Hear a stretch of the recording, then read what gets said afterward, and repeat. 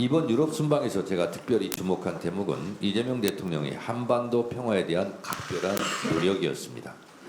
교황을 만나서는 한국 방문과 함께 북한 방문 요청과 한반도 평화에 대한 역할을 강조했습니다.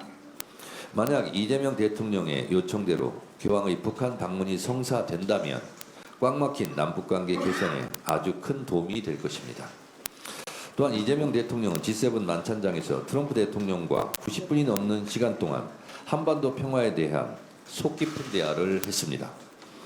문재인 대통령 때 4.27 판문점 선언과 9.19 군사 합의에 대한 여운이 짙게 남아있고 트럼프 대통령과 김정은 국무위원장과의 역사적인 북미 정상회담의 벅찬 감동이 뇌리에 생생합니다. 멈춰있는 한반도 평화, 남북관계, 북미관계의 시계를 다시 돌아가게 할 수만 있다면 그것만으로도 대통령의 큰 업적이 아닐 수 없습니다. 북미 정상회담 시 선언했던 새로운 북미관계, 즉 북미 수교가 이루어진다면 한국은 미국의 오랜 친구, 북한은 미국의 새로운 친구가 됩니다. 만약 이렇게 된다면 종전선언이 이루어질 테고 각종 분단과 분열의 장벽이 제거될 것입니다.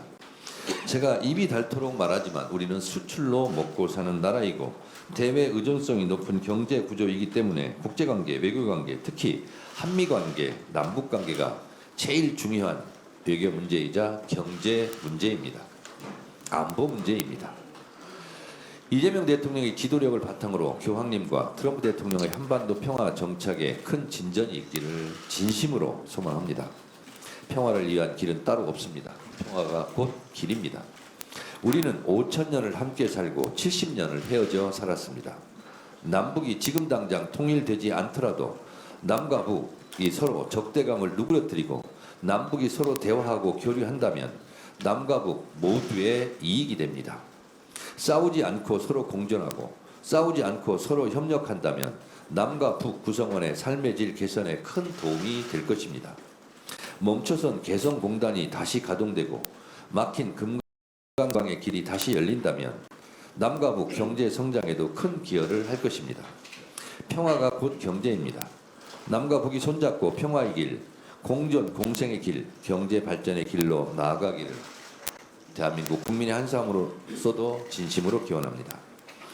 평화가 국민 행복, 이재명 대통령께서 한반도에 큰 역할과 기여를 하시길 진심으로 바랍니다. 대한민국 외교의 진수는 바로 한미관계, 북미관계, 남북관계의 새 길을 여는 것입니다. 그것이 대한민국이 나아갈 길입니다. 이번 유럽 순방에서는 경제와 안보는 물론 제2동포의 삶까지 세심하게 챙긴 실용 외교의 성과가 곳곳에서 돋보였습니다. 대한민국 외교가 국익과 국민을 중심에 두고 힘차게 나아가고 있음을 확인할 수 있었습니다. 국익을 위해 쉼없이 뛰어주신 이재명 대통령님과 정부 관계자 여러분의 노고에 진심으로 감사드립니다.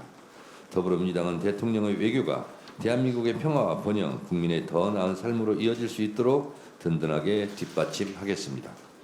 외교를 통해 얻은 과실이 우리 국민이 체감할 수 있는 모두의 성과로 이어질 수 있도록 책임있는 집권 여당의 역할을 다하겠습니다.